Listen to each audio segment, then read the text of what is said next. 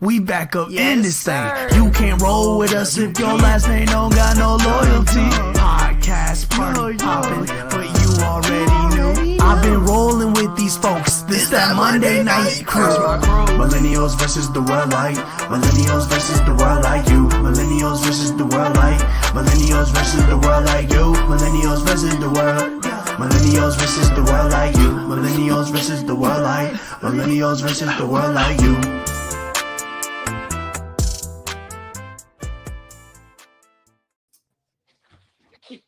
Yo, what's happening, good people, man? Welcome to episode 5 of the Last Name Loyalty Marathon, man. We are back up in this thing. It's your boy K.Mims, man. I got my bros from Last Name Loyalty. B. DJ J Dub, what's happening? What up? Man, very special guest tonight, man. Family of the show, really good people. First and foremost, man, we got the only lady of the show representing all millennial ladies tonight, Ms. Leash from Maps Media. How are you feeling? How you doing? I'm good, and I'm gonna carry the whole womanhood, I guess, on my back. Okay. I got y'all. We gonna represent. Tonight. Let's get it. I got my good brother Rob, man. Y'all seen him before. My good brother Rob, CEO of Marlboro Media. How are you feeling, good brother? I'm good, man. Hey, that intro busting too, man. Was I the only one that was partying in the background, man? Oh, no, we used to it a little bit. I was, Look, I had to get my brand together before it came on. You know what I'm saying? So, Oh yeah, for sure. So, man, before we get into the topics of tonight, we got a couple things that happened on social media over the weekend. I'm gonna start with oldest thing to date before we hop out there with some recent things. So, if y'all don't already know, Brandy and Monica on the Boy Is Mine tour. They've been doing their thing. They've been going around a much anticipated tour. Last week they had a little hiccup. I believe that was in Chicago. This is what happened, and we're gonna rap about what we see.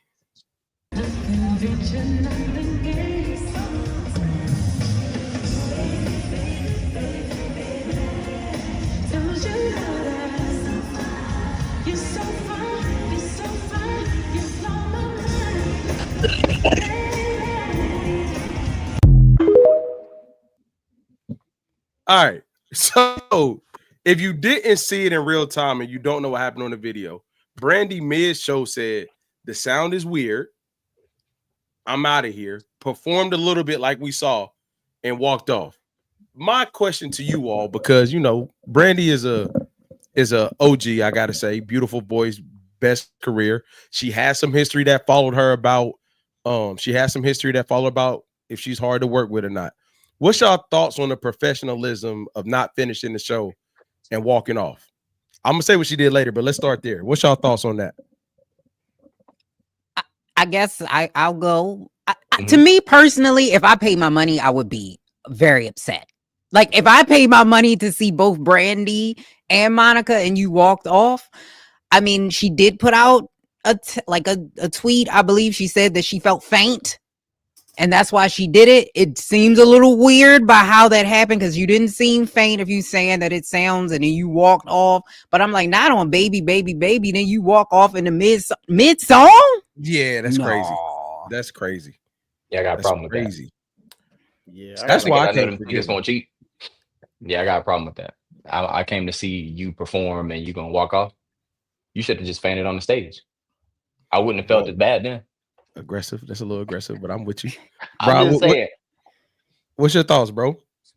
So if I read it correctly, they said it was an issue with the audio, like it was lagging or something. I mean, I feel like if you've been doing this for that long and that's clearly what the issue is, as a professional, I think the crowd would have understood if she would have been like, hey, stop real quick.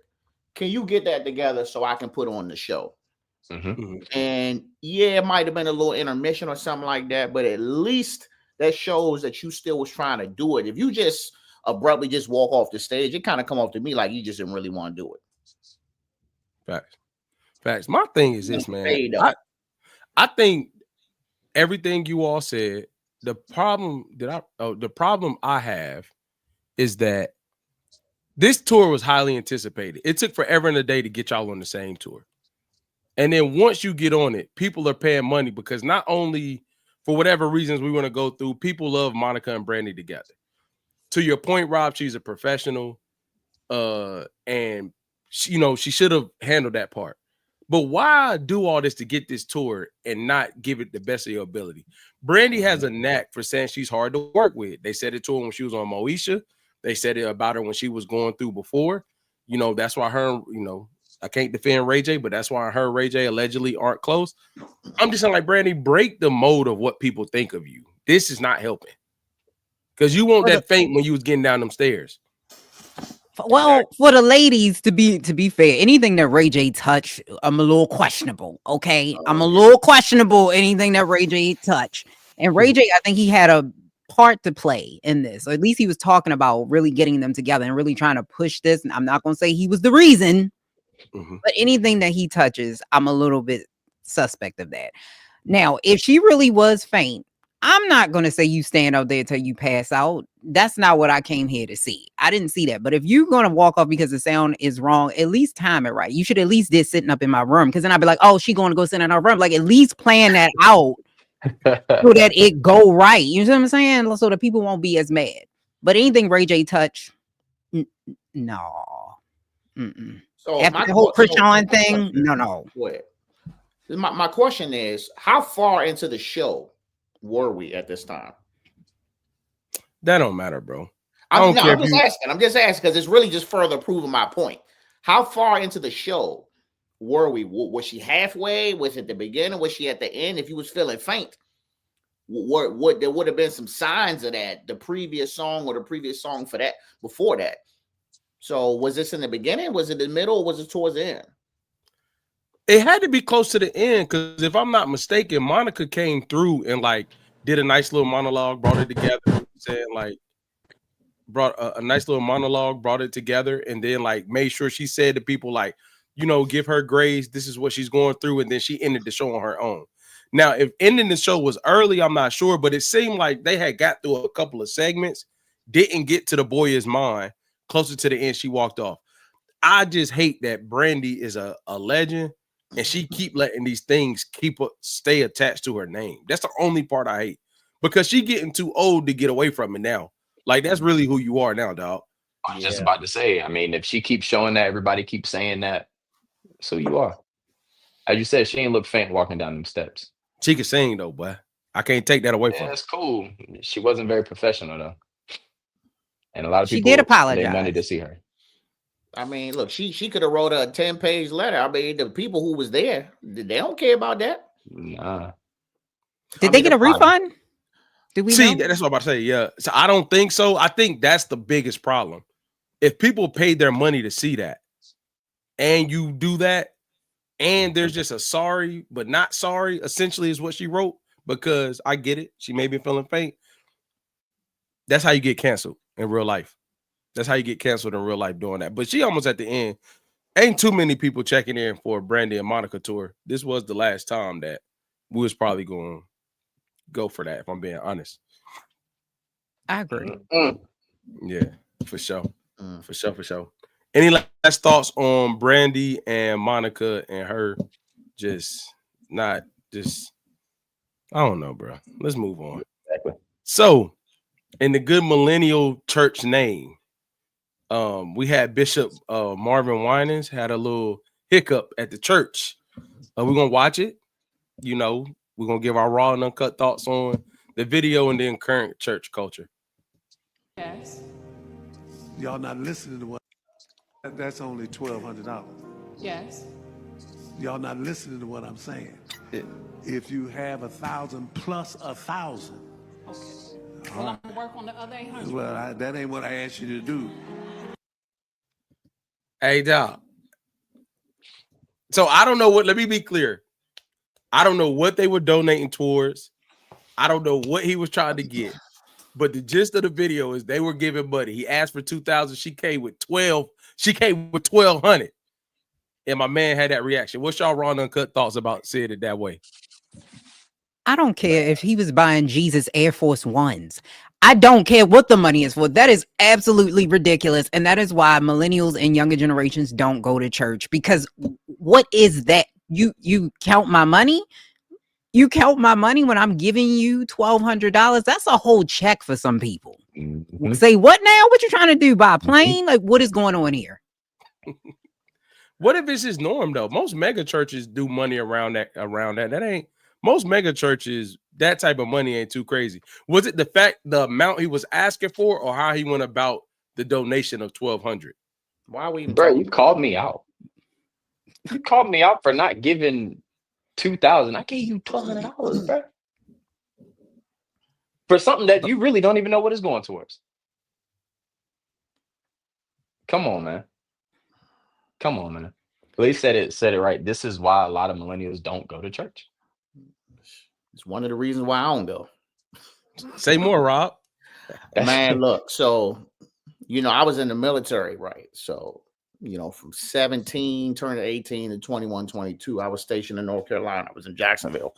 I also spent some time in Texas. I spent some time in Oklahoma. I spent some time in a couple places. And it's the same thing in every church, specifically them black churches, especially if you're in the military. They looking for that money. It's bad enough we coming in there hungover from being in the club the night before. But if you ain't putting up no money, we got told to leave one time. We were just sitting there. And they was like, yeah, y'all gotta leave because we ain't put no money in. I was like, and as my grown age of 40 years old, I kind of still see the same thing. I mean, I think the church scene look a lot nicer now. There seems to be a lot of production going on. But man, the amount of ways that they're gonna get that money up out of you, the ATMs, the cash apps, the plate is obsolete. Like, you might as well go ahead and just put the plate on a shrine because you don't even need that no more. They're gonna get it from you, but it's all built around money. I always question, like, if churches were funded by like the government or something, to where people didn't have to donate no money, like, would it even exist, or would people even go? Well, they kind of is, because they are tax exempt, so they don't even pay taxes on that money. And to be honest, so I'm sorry to rephrase my response. Like, what if you just take that off the table to where you wasn't required or optional to donate? What if that wasn't, hey, give money, wasn't being pressed like it is? Like, would the dynamic still be the same? I think this, bro. I think we gotta be a little more like mindful. Like, bro, things cost money, bro. Like, so I don't think giving money is the crazy part. I think critiquing is the crazy part. Like, I don't care if you was asking, if he was asking for 10,000. I've seen it happen in my real eyes. I've seen a church raise like 40, 50,000 in a not so big church. It was crazy. And they were like, hey man, can we just get here? Because they have things to do. However, they never said, like, if somebody was like, we trying to get to 1,000 and somebody brought up 50, they'd be like, we almost there. We just need X amount. They never called them out. The only issue that I see, because this is the thing, bro. If you go to that church, you know it's like that. You know it's about money. You know he's like that. If he talking to you like that, that's their energy there. Why are we so sensitive around? Like, we know this big building didn't come from God, so it can't run itself. But that's my issue. Okay, that's my issue with the whole system of the way that the church is set up, because I get you saying, like, yes, we need a building, but do you need a building that big? Do you need, like, we have in the mega churches, they have these big buildings, they have planes, they have cars, they have all of these big things that they're living off of, what a lot of their parishioners don't have anything. You have a lot of these big mega churches that do not give back to the people that give to them when they absolutely need it. We saw it in the Superdome. They didn't even, what is his name? The white guy, Olstein, he didn't even want people in there. That happens way more often than you think. It is not about money. Jesus was broke. I know, I do want to put this out there. I am agnostic, so don't come for me. So I don't subscribe to this, period. But if this is what you want to do, I think there's a better way to do it. It should be more the kindness of your heart. It's really two or more gathered. Why are we not going back to that? Why does everything have to be the state of the art mega church? Like, I just can't get with that. I don't understand that. So I agree with everything. I just got a question. Not saying they should be mega churches, but things can't grow. Your church can't grow. Sure, but at that point, it's a business, and I need you to be taxed like everybody else. You need to pay your fair share in taxes because a lot of this money doesn't necessarily go back into the community. It goes to the parishioners in that church. And then all around it, you don't have anything in that area. You have liquor stores and you have nothing in a mega church that people who don't go there can't get from. Not saying that all of them are like that, but a lot of them are. And you putting all of this money in there just for the building fund, and it's been 20 years, and you still got that same building fund. Come on now. We need to have a conversation, Pastor. Come on now. Yeah. Facts. So, I don't know, man. I'm so Sneak, torn. Yo. So you walk up there with your $1,200 check, and he hit you like he hit her. You cool with it?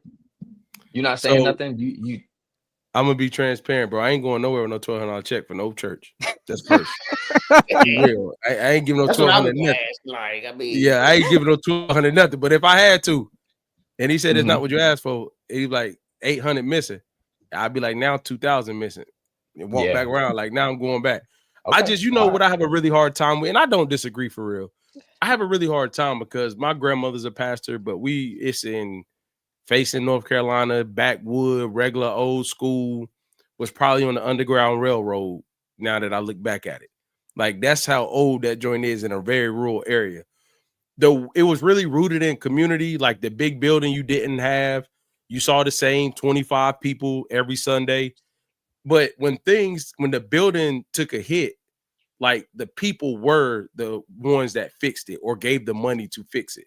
So that transaction I'm used to.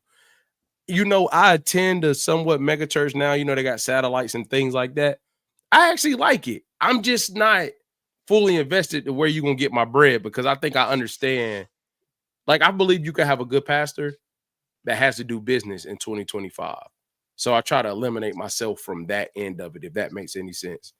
I'm not coming off 1,200, man. I'm just not.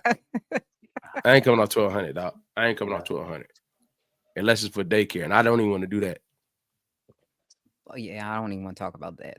That's Rob, man, you quiet, bro.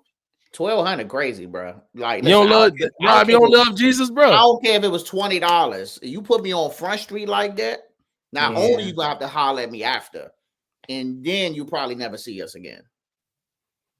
Hey, so I got a question. Before your military experience, were you brought up? Serious question. Were you brought up in the church, Rob, or you kind of? So when I was young, right? I used to live in. I grew up in Montgomery County. I used to go to church by myself or like with my friends. Go to a white church. I was a Methodist. And to keep it a bean, the main reason why I went, this was when I was in let's say middle school. The main reason why I went is because they always fed me. Because it was a little tough coming up. And the white church, they like, look, man, feed them shit. So I would come to the youth group joints, they had a pizza that man, we was eating good every Sunday. But then as I got older, when I got to like probably 10th, 11th grade, then I started seeing the shift. They're like, well, you ain't really no kid no more. So they started acting funny. So I just stopped going. Even though I still was, my house income didn't change from, age 11 to, 16. But they started acting a little weird when I got older. So, and then from there, I just started kind of watching wherever I went. And I just started seeing the patterns everywhere. So I was like, maybe on was it Easter and Mother's Day or something? I go. That's it. You be clapping off beat because you went to that white church. You be clapping off beat. Man, they wasn't doing. They don't do that. Man, they get up there and they sing this real monotone joint. Everybody got the same color joints on. Listen, the difference between the white church and the black church is that schedule that they got. They on schedule. So they up there talking for 30 minutes. At 29 minutes, he wrapping up. That's it. We going to get our little finger foods. We out. It's only an hour. Yeah. So this is the last question before we go to the last video. Do y'all think church culture gonna die with us? No. You don't think so, bro? Bro, they're good. I mean, compared to how it looks now, I'm just basing on how it looked when I went to now. It just seems like it just keeps evolving to keep attracting. You're starting to see like younger and younger and younger people up there really like preaching. So I think that as long as you have someone who can relate, it'll never die out. I'm gonna tell you where my problems start to come in, man. when I start to see the single night, men's night, women's night, mingle night, and they got the church attached, I think that's because I'm gonna tell you why I'm torn at. I'm gonna be very honest, and this is probably not a popular opinion. I do believe the church has to do things for the community that it serves. So if you have a lot of singles or you have a lot of, whatever, you should do events or things that encompasses that culture, right? But it's like low key when I see what people wear to these events, I'm like, are you really going to church or we on the way to park? But that's the That's why I don't crazy think thing, it's gonna though. die. That's why I don't think it's gonna die. It's just evolving. What I mean by church culture, I mean die around like what it's actually supposed to be about. Like I feel like it's becoming more like Lee said, like business. Like we need to get money in here. We need to do these things, bro. I'm not gonna lie. I ain't gonna call it out. When I saw a church do one of their nights in an arena, and you had to pay tickets to get in the arena to go there for that night, I'm not mad, but it's like, okay, what is this really about? You know what I'm saying? Like, if you did all this stuff and the events and to get money, but you was delivering the good word and donating to the community and doing those things, I probably wouldn't trip on you. But if you're gonna ask me for $1,200 like that, when I get put out, I better be able to get $1,200 back. I don't think that's how it works. Hey, look, better be. Yeah, that money come with interest. If I get put out, I need a little something on it, man. I feel you. I feel you. Dude, wow, man. Yeah, I'm not. What you? Okay, we're gonna skip that because I really do love God. So next, man, the last video before we get into these topics is Gucci Man and his wife went to the Breakfast Club.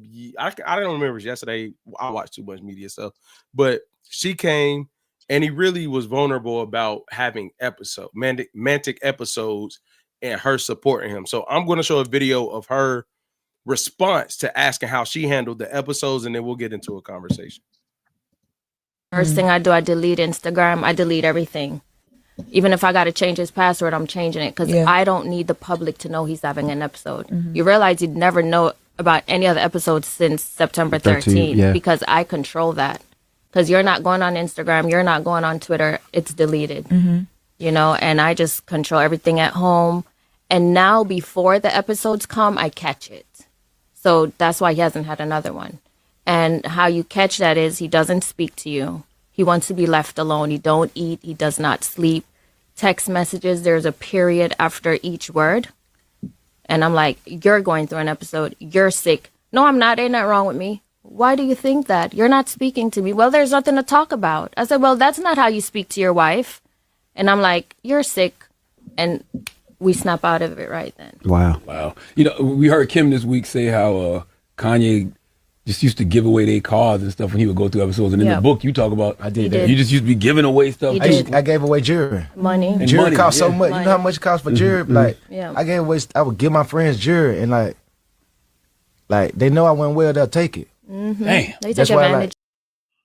All right, so the premise of why I was showing is just, Gucci, salute to him for actually going up there and making it cool for a black guy to talk about what he was going through. I think that's the biggest takeaway, in a broad sense, like the fact that somebody from Gucci Man, we know his history, like with the streets, the verses with Jeezy, all the things. Like you see this guy now being evolved, showcasing his marriage, their relationship.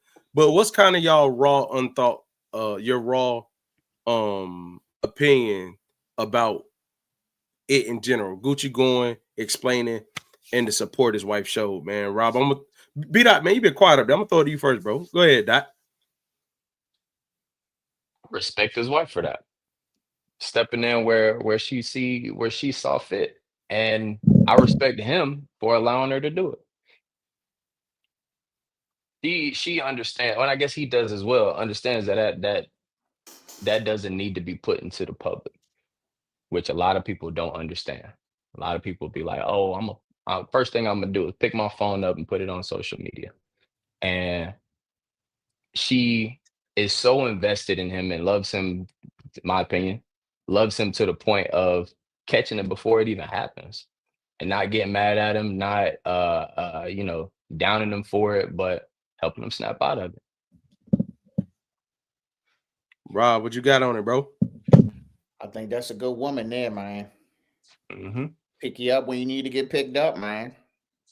I think a lot of this stuff it goes on, man, in the modern day marriages, man. They probably just don't broadcast it like that, but I think that's great, dog. Like, and I'll share something with y'all. When I first started dating, well, my wife, we've been married for almost 11 years. We've been together for 18. When I met her 3 days after I got out the service, and I was raw and uncut. That's why I used to drink. You know, I was angry at the world, did my time, came out with no job, and she saw me in the beginning. Like, what am I doing? And stuck with me the whole time and just did the best she could just to keep me from just, you know, repeating patterns and mistakes and things like that. So that really resonated with me, honestly. Salute. Last but not least, what you think? What's your thoughts? I commend her for stepping in and staying with him, because being with a schizophrenic person is not an easy thing to do. I do want to be very clear, because sometimes the language is that you cannot stop an episode, right, of schizophrenia. You cannot stop it. You can manage it. You can't stop it. And you do need medication. And this is something that he will have for the rest of his life. So the fact that he has somebody there that helps him, I commend her 100%. I also want people to know that if you're in a relationship with somebody who has a mental illness, this is something that is going to be a struggle for your marriage. It is not easy. And if you are not a person that is strong of heart, you might need to step away if you are not, because you could cause more harm to that person than good. She was using control a lot. I don't like that language. However, I love the fact that she is managing it and not allowing him to go out online, because I feel like a certain family, I'm not going to name no names, would have probably put that out there to get some views. For sure. So I respect her. He said the family. I ain't gonna repeat it. Charlemagne did. You know, I got a couple different strong opinions, and so the first one is I just want to reiterate this before I get into them. Salute to Gucci for getting on a platform like that and making mental health and something like schizophrenia that's not easy to say you have. I think the other part is, like, what I saw was a dude that was really tired of going through it. If you watch the whole thing, it's like he got to a point where it's like, hey, bro, like, none of this other stuff is worth it if I'm going through this within my house. You know what I mean? And I think it's rare that you see a celebrity couple that actually deal with each other on a loving level, if that makes sense. Like, you typically see the outside BS and like, oh, we look good together. And even if they do look good together, you rarely see them speak on like the in-house issues that's real marital issues that people can learn from. Now, however, I do wonder, you know, let me make sure I say this the right way. I guess I wonder what's the best case scenario with the support and something like that will be with somebody for the rest of their lives, a celebrity who's now, the older you get, the more you probably don't want to be outside, the more you don't want to do the things because you're dealing with these episodes more. So I wonder what that looks like. But I just think, you know, people can't think having control is a bad thing. If you're not able to control certain things, you got to be able to let your partner do it, dog. And if you can't trust that person to speak for you, I don't know who you can trust. That's what I don't get in marriage, dog. Like, if we together and you got to get half when I leave, I can't trust you to speak for me. That's crazy to me. So I'm glad he was able to do that. Yeah. First thing I did was look at him when I heard her say control. And he looked like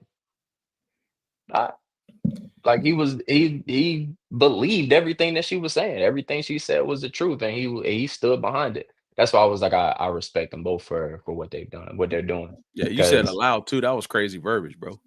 You said he allowed her to speak on it. That's crazy verbiage, man. For real. I mean, he did. He did. Because he could have stopped it. He could have had an attitude. His facial expression could have really said, you know, allow is really crazy, gonna air me out like that. Yeah, allow it. Allow is crazy, saying, bro. It could have went the other way as well. If he was speaking just on her, she allowed him to speak. Why? That's all I'm saying. Can we remove allow? Why? He didn't interrupt her, so he allowed her to speak. All right. So is there anything else on Gucci, man? All right. I'm not getting into that, bro. That's just crazy verbiage, man. I'm just I guess what he's saying is that because that's his business. He just was saying it's okay for you to speak on my business and give it to the public. Like, yeah, that's cool. That's cool. I guess that's what he means by. I hope that's what he means by allow. You, like, you saved him. Yes. You saved him. No, you saved him with that no, definition. Is what happened. No. You saved him. He meant what we thought he meant until you came forward. You tried to take it somewhere that it wasn't going. That's cool. Oh, where was it going, B-Dot? Yeah, all right. So you said we getting into these topics? Yeah, all right. So tonight's episode. Yeah, he did that. I like that. Yeah. So tonight's episode, man, is called At the End of the Day. You have 4 creatives, man, and we're gonna be speaking on different topics from the millennial perspective. So this episode was inspired by people that I trust in the game, that I've actually known in the game for a long time and go through different things. So we're just gonna have a conversation about said things. So the first question I have to the group, man, is do you all think social media has made creativity easier to share or harder to sustain? And you can't pick both. Has it made easier? Say again? Easier, for sure. It's made it easier. To me, in my personal opinion, I think it opened the door. It took away a lot of the barriers to entry that a lot of people have in media, and it gave the keys back to the creative. Does it make it more difficult in some ways? Because I think a lot of people don't realize how many people are online, how many posts are online. So if you get like, let's say 1,000 people, that's actually a lot based on how many people are actually online. And so it skews the perspective, but it definitely makes it easier to share your craft with the world. Okay. Rob, it's definitely easy. Man, you just upload it and go away. You don't ever have to go back and look at it again. You don't want you could just share, and it's the access, to share between different platforms. Everything is just linked together. If you want to share it on Instagram and Threads at the same time, you want to upload it. It is easy. It's easy. I mean, I can go all day about it, but yeah, super easy. That's why we're here. So this is my thing, and I'm not playing semantics, but I'm being honest. I agree. I will say harder to sustain. I'm gonna tell you why. Because to the point of now the floodgates have opened, right? Like everybody's online. 1,000 is a lot different. I think I would say 500, like a consistent, like 500 is a lot if you can get it consistently. I just have an issue with like some of the things aren't actually creative. Like I'm not saying that like, you got to create something new all the time. But Rob, I think to the point you were making where you can just share across everything, I don't think there's a lot of thought, and it makes people have to weed through a lot to maybe get to the better things, in my opinion. Now, do I think the cream always rise to the top? Yes, I do. But like the sustainability of it becomes harder to me because so many people can share no matter what it is.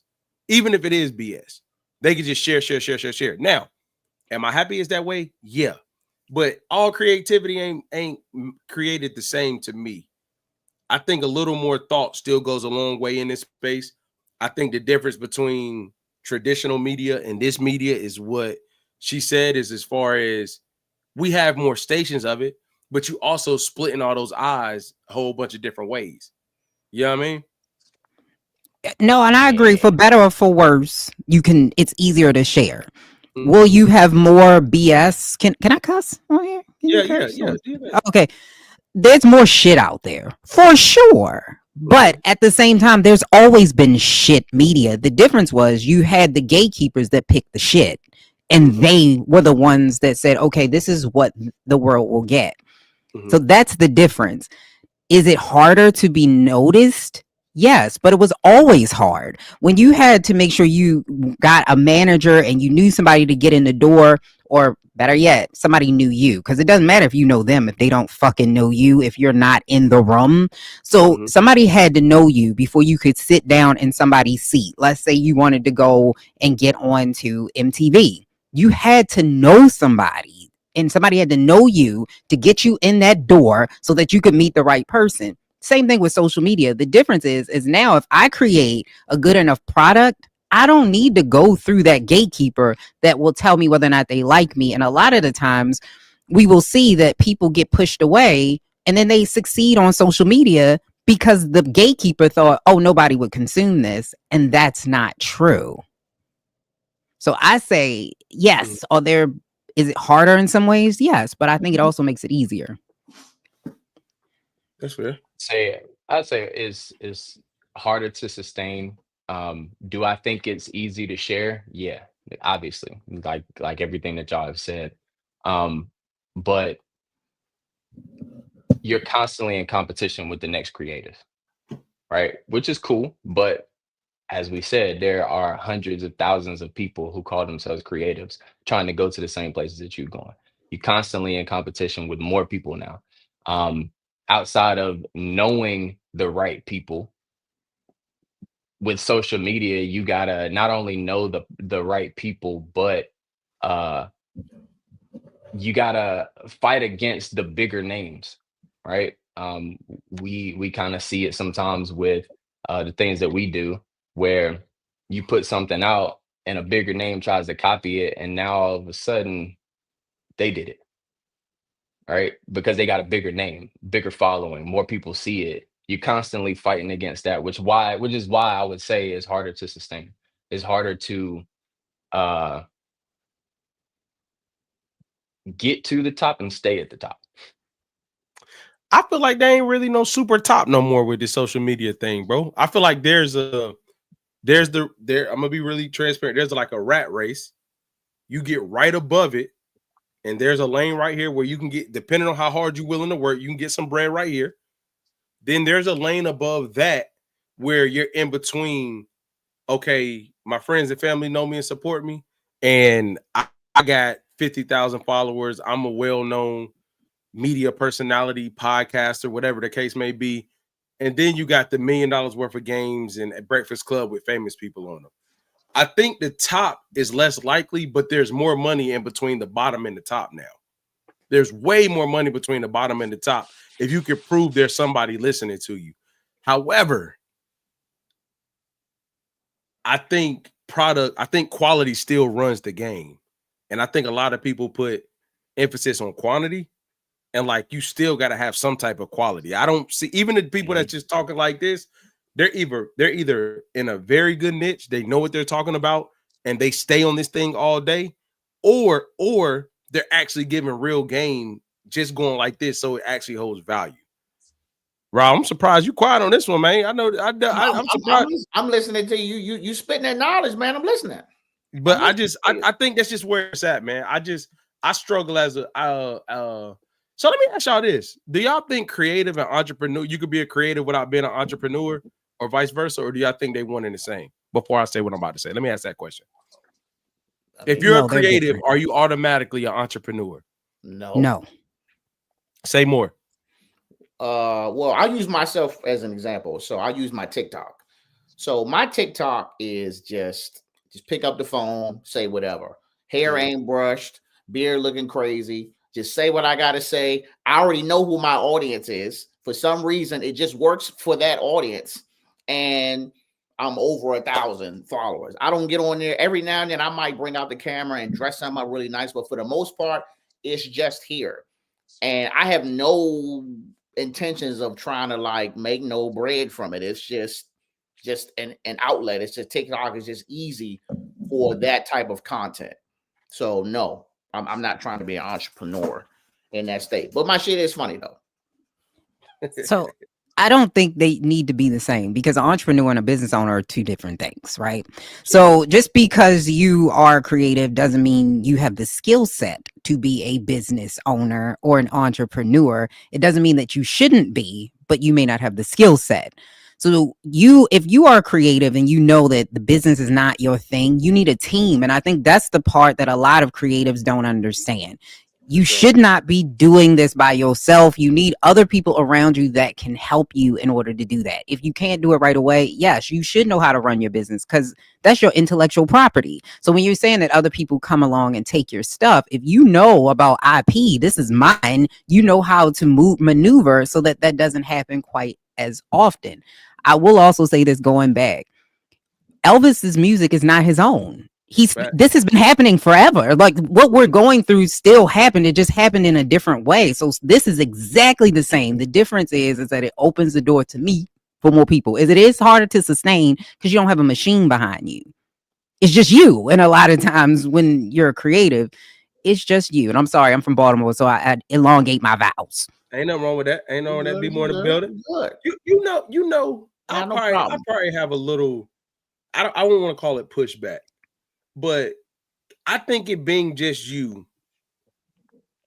I think what you said is true. Let me say that.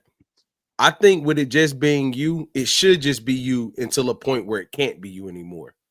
Don't start out with the team. And I know this sounds crazy, but I'm saying that to say you got to be able to know the vision of what you're trying to create and how to do it, ins and outs, before you get people around to be able to say, like, hey, these are the things that I need. You know what I mean? Like, because I think sometimes when you jump team too early, you can't even articulate what you need all of them to do. Then it becomes, you know what I'm saying? Then it becomes like, oh, we should do this, we should do that, we should do this. But if you've been doing it for so long, and now I can't put out 10 reels, I need somebody to do the reels because they work. Now I can't create every show's topics. I need somebody to do that because it works, or whatever the case may be. Yes, I agree. You need a team, but need a team before you get a team. That's what I'll say to that, because I'm really realizing, man, and it's cliche, but like people's personality and their uniqueness really is their magic power. That's the crazy part. Like if you stick to it enough and package it the right way, that's gonna always win being authentic. For real. Facts. I agree with that. I agree with that. For real. Does anybody else got anything on how it is to share or easier to sustain? I mean, harder to sustain. So this one, man, I heard you say TikTok, Rob. I'm on TikTok, but I'm not, I'm on there, but I'm not as well versed as you. What do y'all do in our time where our age of social media, like Instagram is cool, but it ain't the thing right now, to be real. Like it's cool, it's doing it, but like TikTok, Threads, even though it's under Instagram, are doing their thing. What do y'all do when trends are happening that could boost what you're doing, but it's not who you are or what you typically do? How do y'all maneuver that space? I tried it and I felt dumb, so I don't do it. What you mean? Say more, bro.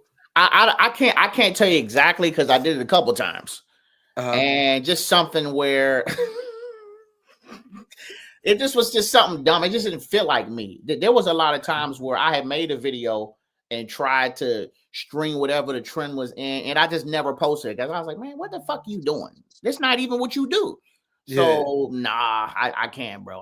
Even if it could be linked to a clothing brand that I like, food that I like, a TV show. If it's just not me, nah, bro, can't do it. I agree. If it's not for you, it's not authentic. It's not going to work on TikTok. That's the one thing about TikTok and on social media.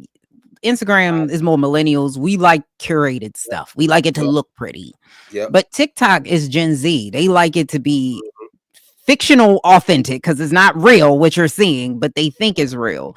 And if it's not you, they will see that pretty quickly. I'm not doing I can't dance. So I'm not doing that. So if that's the trend, I'm sorry. It gotta miss me. Hey, look, I think they have their place though. I'm not gonna lie. I'm not saying this is my issue that I hate. God, please forgive me, but I don't care, man. It's Tuesday.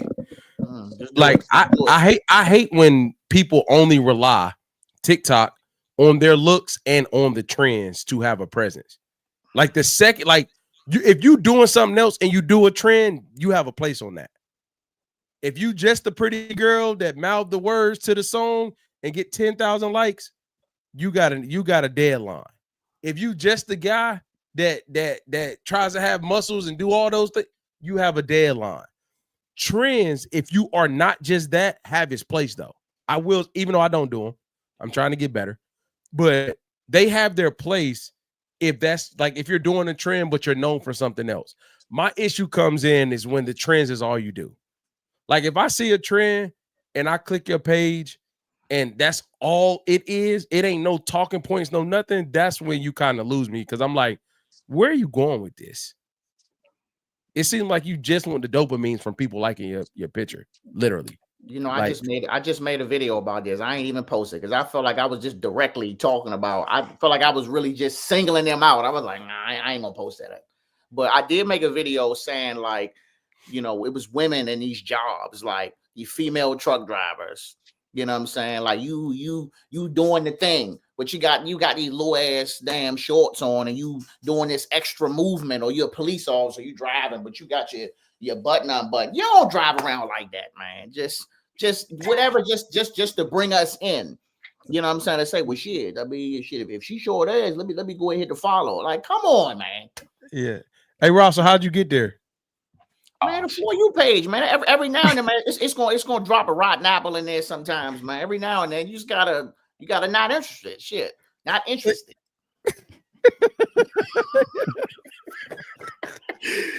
Every now and then, man, you get a couple, man, drop in. Hey, Doc, what's your thoughts, bro?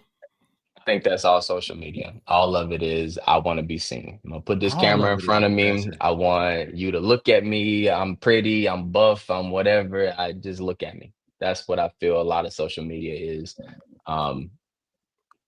However, to grow, you gotta be on social media. Like, I ain't gonna say your whole presence has to be social media, but you gotta kind of be up there. You gotta integrate a little bit. And I ain't saying don't be true to yourself, because I'm not about to get up there dancing either. I make a fool of myself sometimes just for MVW purposes, but I ain't we don't condone that here. We do not ask him to make a fool of himself here at MVW. That's all. Spend time on the internet. Come on, man. Oh yeah, man. We don't do that. We don't do that here. But you know, you gotta stay with the times. But you gotta be true to yourself. Bro. No funny. I slightly disagree, man. I don't think you have to be on social media to grow. I think you have to be on social media to have a presence. And there's a difference. You can grow behind the scenes really well without a social media. I think there is a what's the word I'm looking for? There's like this misconception that like growth on social media means something direct to the skill. To me, like I could be a behind the scenes guy, never have a social media, and everybody who has this certain type of thing know to come to me without social media, because word of mouth still run the game. To me, I don't care what nobody say, it still runs the game. Some examples? Yeah. What you mean? Can you provide some examples of what you? I mean, shit, how I got here. Like, I think, okay, you learn podcasting. I learned, okay, I went from audio only, learned cameras. Instead of trying to, post a whole bunch of stuff, I got on the ground and just kept shooting a whole bunch of people's stuff around me, sending it to them like, hey, what do y'all think of this? What do y'all think of this? No social media included. This is not MVW. This is Born to Win Media. So I'm shooting things around, and everybody's podcast that I produce myself, or everybody whose content I produce, they text me because somebody I've already worked with was like, hey, go to this guy, he kills it. And I tell them straight up, once you get the product from me, you do what you want. Like, you pay for it. So I don't care if you tag me. I don't care if you do the things, because when you post it, the work is going to speak for itself. And I'm saying that to say that I'm not saying that social media is not a valuable tool. I'm not saying that. But me personally, I didn't grow because of social media. I grow because of the work I delivered in that world. I think it depends on what it is that you're doing, right? Okay, so like, as a person who's been paid full-time as a producer, like I didn't have another side like that. That's my full-time job. Like, I go to somebody's business or building and they pay me to be a producer. That way, no, I didn't necessarily grow and become a producer. You need a resume. You need a reel. Like, there are ways that you would do that if you're trying to get a job and grow outside of social media. However, it made it a lot easier for me, the fact that I was on social media, because they're going to ask you like, hey, where's your work at? You can't grow in this industry without it. Like, if you come with a resume and you don't have anything that they can pull up, they're going to laugh you out of that place. Like, I'm not even joking. I'm not saying you lying. And Britt, I see your comment. We're going to get to it. I'm not saying you lying, but I'm not playing semantics. I've seen people have their portfolio on the website, no social media attached. Somebody asked that, they send it, and it does the same thing. Is there a difference in that? I'm being so serious. I still think it's profession specific. It depends on what it is, man. Okay, I agree. If you're talking strictly media, the media space, I mean, you gotta have a little something. Now, if you talking, you're a handyman or something. I mean, okay, yeah, this guy, man, he know how to fix the shit out of the toilet, man. Hit him up. Yeah, you don't need no Instagram for that. But I mean, if you talking, are we talking just the media space? Nah, just so I don't consider a handyman under the creative bag. So I do think it's they out here. They got it. I'm saying they do their thing, but I will put that more in like an entrepreneurship jump. You know what I'm saying? Because like to me, the creative handyman are the people like put this porch together with me in 2 and 3 hours, and they record them putting the stuff together. You get what I'm saying? Because a lot of those people sell on the fact that the entertainment of watching them build it, not them getting booked to build it. Does that make sense? Like I think that's the difference for me. I don't disagree with the word of mouth part. My customization grew from word of mouth, to be honest, right? But if you don't think when you tell somebody you do customization, you do they clicking on that IG, but they clicking on that IG. They going straight to IG. Yeah, they want to see it because and a lot of people, they don't want to ask you for your work before they do it. They want to go look for it. They want to go see it. And that's what they're going to do. They're going to go straight to social media to see what you about. Oh, no, he do good work. All right, what we talking about pricing? I need this right here. If they get to that social media and it don't look like nothing. That's fair. That's fair. All right, Britt said, do you feel like you have to have a separate page for your personal life versus your entertainer life? What type of entertainment we talking here, young lady? It's some Rob, you want to stab at it first, bro? I saw you sit up. Man, I hate it, bro, but I think you do. Yeah. I think you do, man. Like I got 2 Instagrams right now, and I hate it, man, because I just feel like me personally, I can really only be locked in on one page at a time. So if I know that, boom, I just did my son's high school band joint video was fire, by the way. All right, Seamus. I'm only gonna be posting on there. Like my Marbury Amazing might be on the shelf for a couple of days because I just can't go back and forth. So, but when I only had one page, I was posting shit on there all the time. But then it's like you kind of confusing your audience. You know what I'm saying? Well, hey, book with me. But the 600 or 700 people that's following me, they're not following me because I take pictures. They follow me because I just be posting dumb shit. So personal stuff. Yeah, you do gotta have a separate, unfortunately. I think it depends. Okay. I think it depends. So if time with the depends now, that's your second time. I don't like the way it depends, but I mean, I just say like it varies. Okay. Yeah. Okay. So here's the thing. I think if you have a business, right? You have millennials versus the world, and then you have you. Those are 2 separate entities. So from a business perspective, you are separate from your business. That is an LLC versus you as an individual, which you could also have it as an LLC. It just depends on the way you want to do your thing, your corporation or whatever. So it depends. That's what I mean by how you're operating your business. It does make it confusing. I agree with Rob. If you have 4 or 5 Instagrams with your name on it, you need a brand. Who are you? If I can pull up 20, because like now I'm not even gonna hold you. I got like 4 of them motherfuckers. If you got that many, it's like, who the fuck are you? Now, I know, and I do the way that I do it. I know who you are and how you know me by what you call me. So if you call me Lise, I know you in the media space. I said, okay, you probably podcasting. Okay, you probably a producer. You call me Lisa, you're probably in the business world. Maybe some commercial real estate. Maybe you are in the government, on the PR side.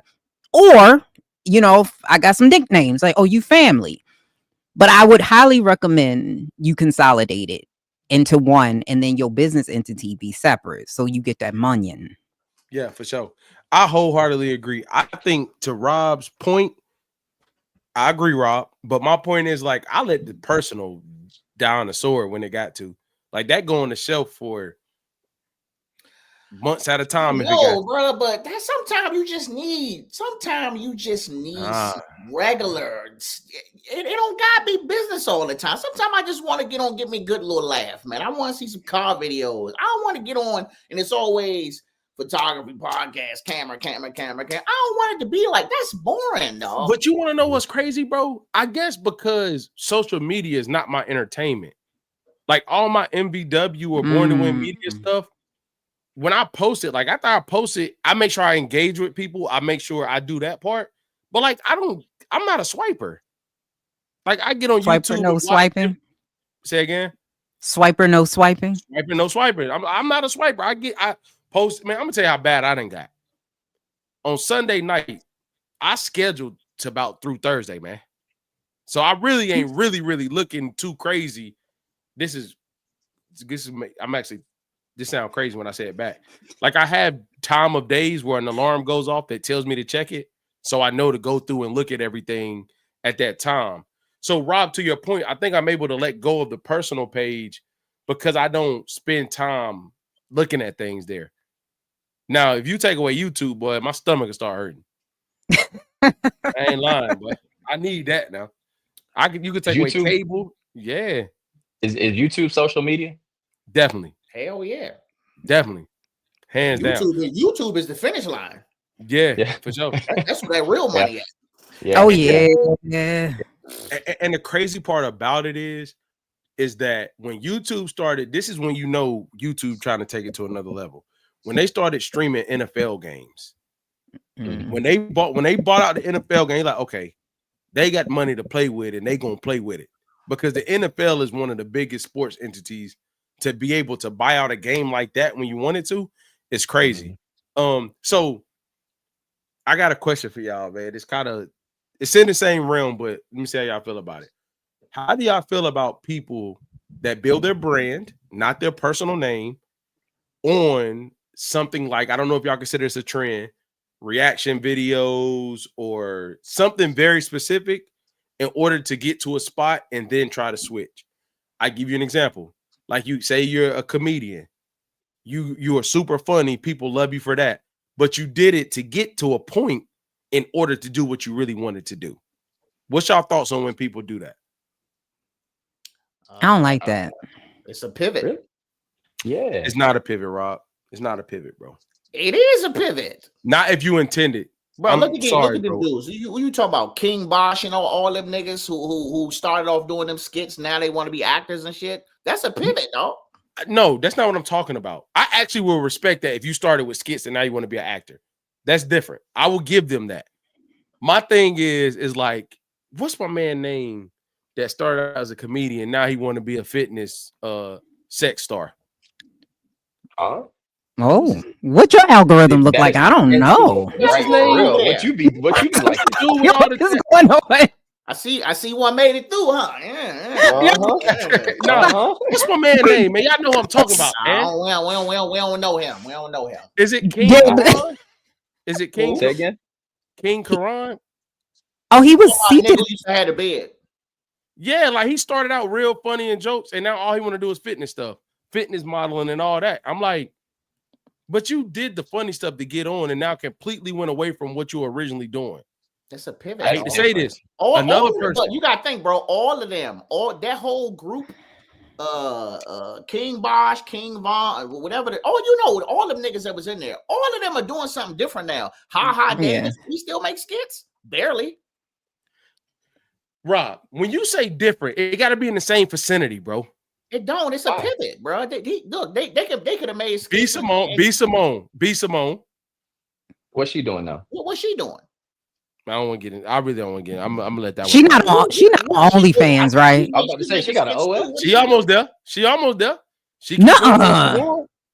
mean, she got that. That sounds like a pivot to me as well, bro. If I did said thing, why I gotta stay in that realm? Because I feel like pivot means you got to be presented with the chance to go another way, and they were. And they did. The intent is what I'm talking about. The intent is what I'm talking about. I don't like it when it's disingenuous. So if you're, I don't mind if you get on, right? Like you're a comedian and then you decide, okay, later on down the road, I want to be a musician. So I'm gonna be a comedian until I can be a musician. I don't mind that because, like you said, certain people it doesn't sell anymore. Let's say like Country Wayne, he was doing the skits, and then after a while, people stopped consuming the skits as much. So he kind of had to start doing something else in order to stay relevant. That's the nature of the beast. I don't like it like when Britt is saying in the comments with B Simone, right? You go from being a comedian, then you go and then you get super religious, and then and then now you kind of like a spiritual person, then you a witch, then you coming back over it. Then I'm like, wait a minute now, that's too many. Pick a lane, because you can't be a witch and love Jesus. Like you gotta pick a lane. I'm with you. I'm with you. So I guess where I'm fighting back on y'all definition is pivoted is like, if I knew said thing, right? And I understand, I guess it's like she said, like, come on, man. I don't know, bro. Just, I don't know. We saying too much of it. But it sounds like we assuming. All right, some people maybe, but it sounds like we assuming that they got on the scene with comedy knowing I'm a switch when I get these followers up. That's what it be seeming like. Suppose they just had a change of heart. I will respect that, Doc. It be seeming like real intentional. I'm gonna do whatever to get on, and then once I get on, I'm gonna go this way. That's all I'm saying. I mean, it also could have turned into like an opportunity to potentially still have the same result and maybe doing less work. Okay, that's fair. Yeah. When this podcast using the same following. Yeah, and when this podcast Radio Money drop, don't judge me when I'm on OnlyFans selling feet pics. I'm just saying that's just what you got to do sometimes in order to. Hey, if it's getting bread. Hey, look, my only advice is don't show the feet before the OnlyFans so they don't know what it look like, so they can't say it's you. I'm telling you. You facts.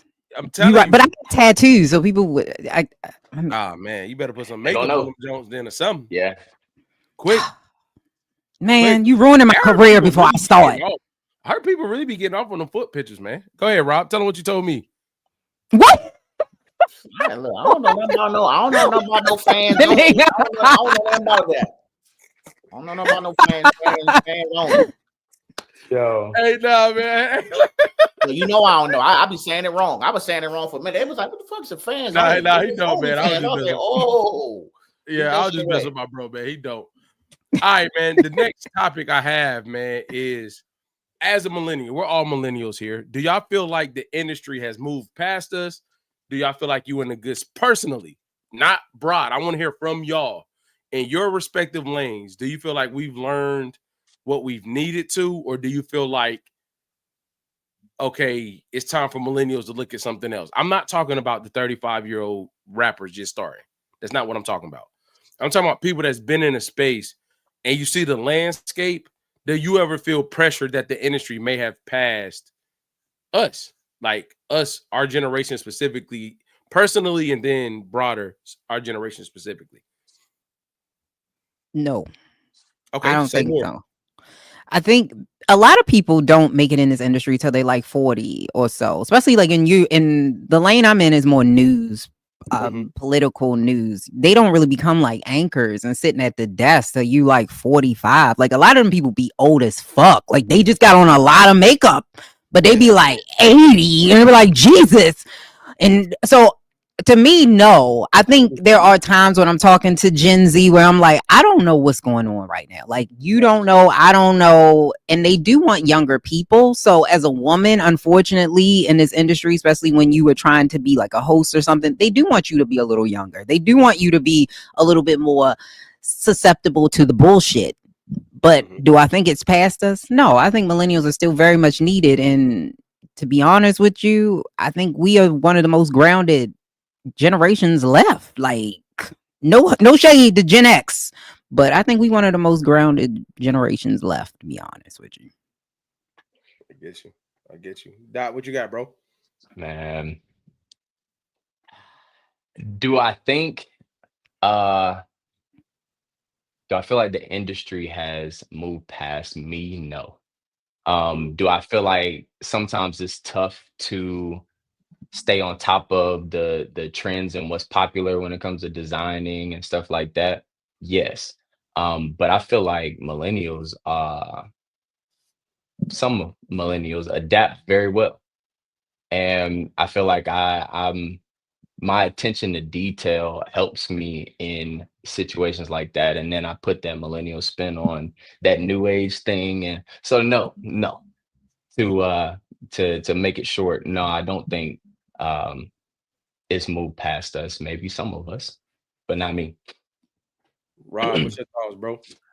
I don't think so. I mean, if I'm talking about the field I'm in with, photography, videography, I would say no. I will say that there are a lot more younger that my peers are getting younger and younger. I did a Battle of the Bands performance at University of Maryland last month, Salute. and outside of maybe one other guy, I was definitely, me and him was the oldest photographers out there. You know what I'm saying? But and the same page, as I've complained before, that I feel like photographers don't talk to each other. It's weird that they just, maybe they heard me, because people been a lot more friendly lately. And I was actually still able to get up and stand on that little steel beam with 15,000 people in front of me and take a wide shot. And I also think that with my age, when I'm hired, the client sees more of a level of maturity, and they feel like they're getting a better product. I've seen younger photographers at events getting talked to real crazy. So no, not for me. I've seen guys 80 years old out here with cameras, you know what I'm saying, blowing everybody shit out the water. So not specifically for my field, no. Yeah. So I'm gonna speak for my general answer is no, but I'm gonna give a couple more reasons, in-depth answers. I think if you have a skill, it's never going to pass you by. I think now a lot of people are just relying on looks, like we talked about trends earlier. Hey, I'm pretty, and like to Lisa's point earlier about like, from a woman's perspective, they want younger women, but I'm sure she has a skill that those women don't possess yet, so it's never going to pass her by. Or for instance, when you talk about photography, to be real, Rob, you're not even that old to be the oldest guy, if that makes sense. You get what I'm saying? So like, there's a lot of things where skill matters first. I think the number one thing is when you get into an industry, you have to actually know the skills. The only thing I hate about AI right now is that people use it before they know how to do the thing. Use it after you learn how to do the thing. Because if your processes and systems is AI only, you're going to get replaced. But if the other stuff you can do, if AI shut down, you can still go. Like, man, my mentor said this to me a long time ago, and it was so important. He was like, if the internet stopped today, how far would your skill get you after that? And I'm like, damn. At the time, nowhere. Like, I'll be cooked. You know what I'm saying? But it made me realize all he was saying was like, you got to have the skill in real life. Like, you can't something that you just got to post look cool and say all the other things. But no, I don't think the industry passing us by, because this is the last thing I'll say. With fashion, it's crazy to see the trend of how we dressed when we was younger come back in, but in a different way. I'm like, oh, dog. And it's crazy. I'm gonna tell you what really be pissing me off. I'm sorry, I'm venting right now. And even when we throw events, I see younger entertainment groups use millennial movies and marketing, because that age group doesn't know what it's from. I done seen Scary Movie. I done seen Don't Be a Menace.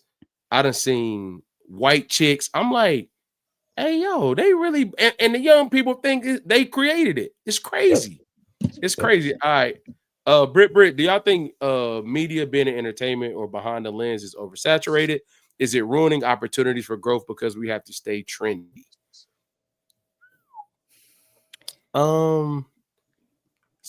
Specifically on the oversaturated part, I'm gonna say no.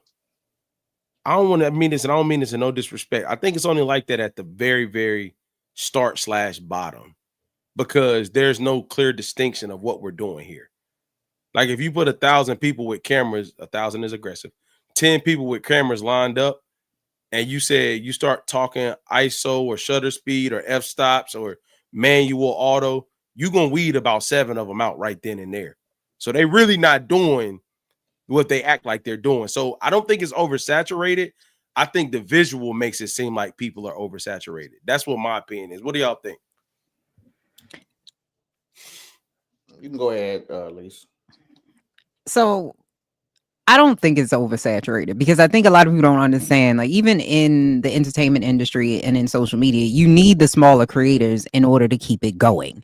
You don't keep the industry moving without the smaller creators. So no, I don't think it's saturated. But I also would say get a little bit more specific in what you want to do. Because I talk to a lot of people who are very general. It's like, what do you want to do in media? I don't know. I just kind of want to do a podcast. I was like, okay, do you want to be a producer? And then what type of producer? Do you want to line produce? Do you want to be a segment producer? Do you want to be a digital producer? Like, what is it that you want to do? And you will find that this industry is a lot larger. You may want to do costume design. It's still in the industry, but it's different. So by oversaturated, yes. Do we all need to be sitting in front of a camera? No. And everybody shouldn't be. So find out what you want to do. And I think the trends, like, to be fair, when we were talking about the trends earlier, I think you make the trend your own. So if there is a trend out there and you want to jump on it, just make it unique to you. Like, if I'm not a dancer, I'm going to make that shit funny because I'm not a dancer. Like, whatever I do, it's going to fit me. So no, I don't think that it's ruining opportunities. I think it's a great place for you to grow. Just find out what it is that you want to do.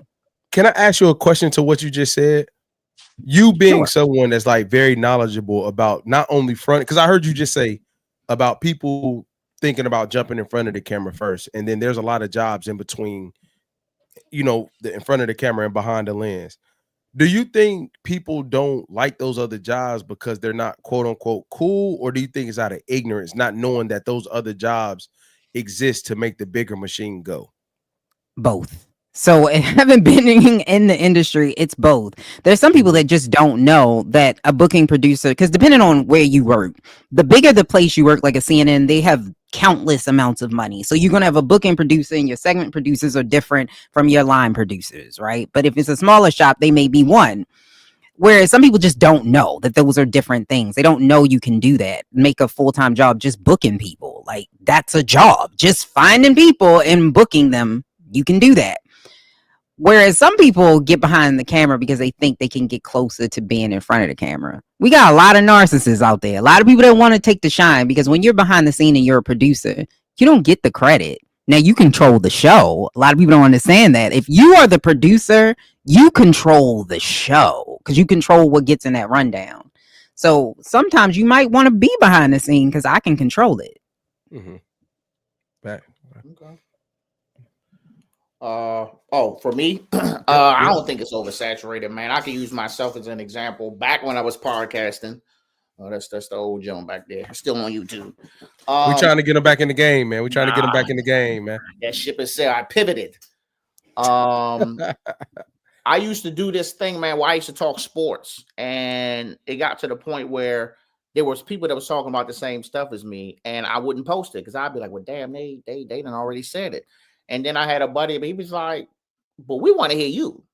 He's like, I don't care if you say the same thing. Like, he not going to articulate it like you are. So make the post. You know what I mean? So I think in that sense, there's somebody out here for everybody. And no, I don't think it's oversaturated. If you think it's oversaturated, then that's just what's popping up on your feed. You know, so yeah, no, man. You know what I really get torn between is like, I think it's too hard. First of all, it's not enough mentorship in the creative space. I'll say that. Facts. I think there's not enough people that made it that try to reach back. I really, really, really admire Issa Rae in that sense. I think she does a hell of a job of trying her best with, you know, we got to respect the level she's on. It's only so much reaching back she could do while going forward. However, she makes it a thing. Now, the thing I'm going to say may be unpopular, but we're going to get to oversaturated real quick. If you follow Issa Rae's journey before Insecure, she had Awkward Black Girl on YouTube. But what a lot of people don't know is if you ever go watch Awkward Black Girl, no, it wasn't 4K quality, no, it wasn't cinematic, but it was well thought out and a great actual series on YouTube.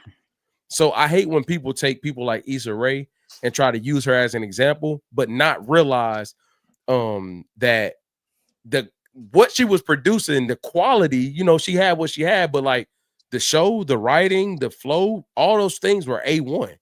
That's what separated her in that oversaturation period. Me and my wife used to always watch these YouTube series called, like, I think it was like Black Love TV, I want to say. But they had like all these different web series that were fire. You know what I'm saying? But it was like, it was before its time. It never made it to mainstream, and it kind of died out when subscriptions came in because it was free and nobody wanted to pay for the subscription. And I'm using that example to say, when we say oversaturated, it's for a moment, and then once you do what you do, if it's a good product at the beginning, it's going to get seen. That's my thing. I think Issa Rae provides, and I'm not solely saying her. I can't think of anybody who started as a true creator that's really big now. But like mentorship will help us, because I don't think we all understand the levels. Yeah, I know me and Rob rap weekly trying to figure stuff out, but it's like there should be somebody further along than both of us telling us the way. But we figure it out as we go and throw information off each other. If we see this, if we see that, which is not wrong, but mentorship in the space helps the saturation, I think. No, I agree. Y'all tapping in that? Okay, go ahead. I'm sorry. No, I agree with you. And I think if you think it's oversaturated, should you even be doing it? Because at that point, you really don't want to do it. Because if you really like it and it's what you do, that's your lane. Why would you not do your thing? Why would you not be in your lane? That's your lane. Get in your lane. You're going to stand out because that's your lane. And in this industry, I don't think a lot of people understand. You have to love this shit. Like, you can't just be doing this shit because you want to be famous or popular, because there's going to be a lot of nights you don't get paid very much. They're going to pay you $200, $300. Like, you're not going to really make any money. So you got to love it in order for you to really get better at it and love the craft and learn the craft. And everybody's not a fucking journalist. And one day we'll have that conversation. Yeah, but so, because I think I agree. Let me ask y'all this, man. I'm sorry, I got questions now. What is y'all's thoughts on organic versus paid ads, or paid reach versus organic reach?